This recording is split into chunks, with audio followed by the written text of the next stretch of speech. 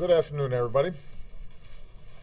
As a candidate for president, I pledge to bring the war in Iraq to a responsible end for the sake of our national security and to strengthen American leadership around the world. After taking office, I announced a new strategy that would end our combat mission in Iraq and remove all of our troops by the end of 2011. As Commander-in-Chief, ensuring the success of this strategy has been one of my highest national security priorities.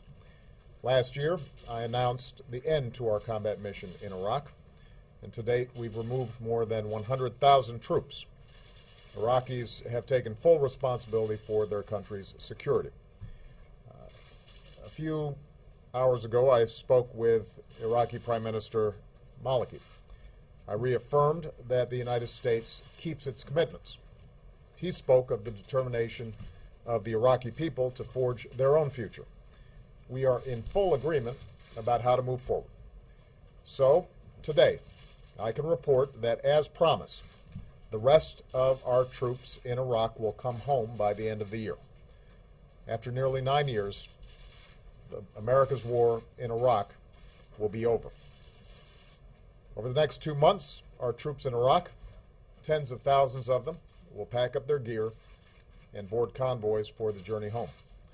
The last American soldier will cross the border out of Iraq with their heads held high, proud of their success, and knowing that the American people stand united in our support for our troops.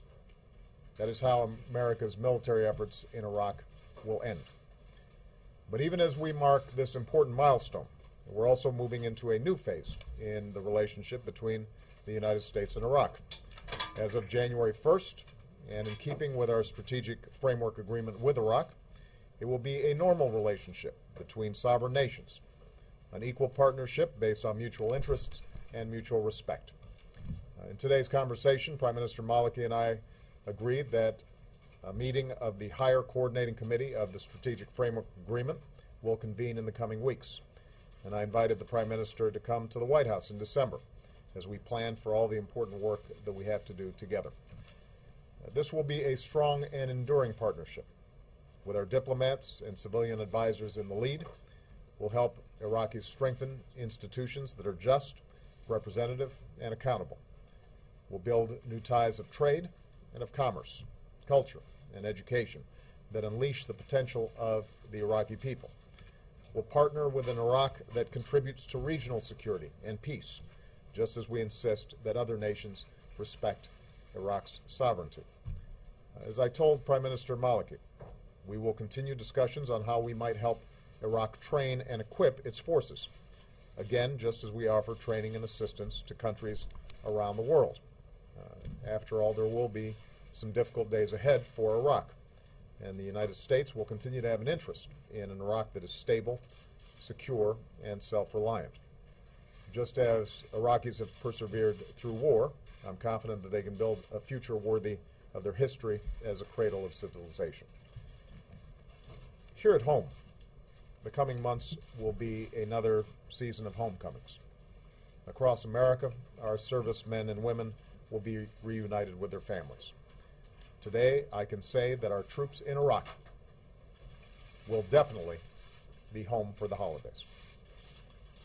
This December will be a time to reflect on all that we've been through in this war. I'll join the American people in paying tribute to the more than 1 million Americans who have served in Iraq.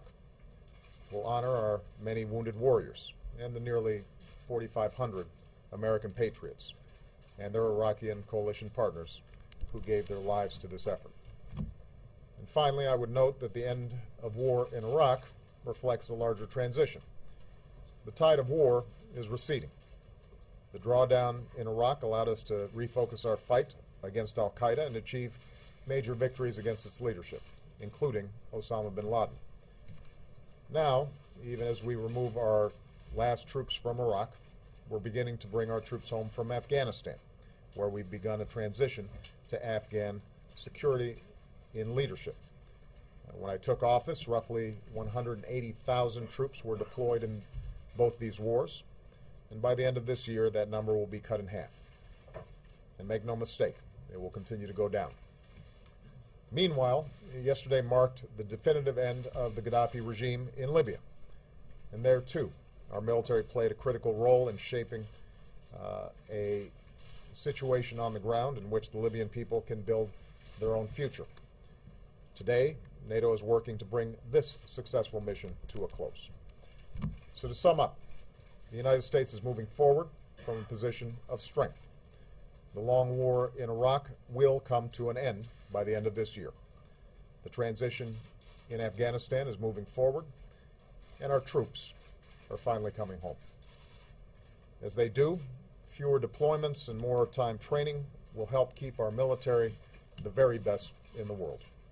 And as we welcome home our newest veterans, we'll never stop working to give them and their families the care, the benefits, and the opportunities that they have earned.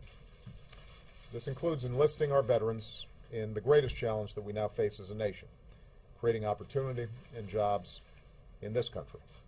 Because after a decade of war, the nation that we need to build, and the nation that we will build, is our own.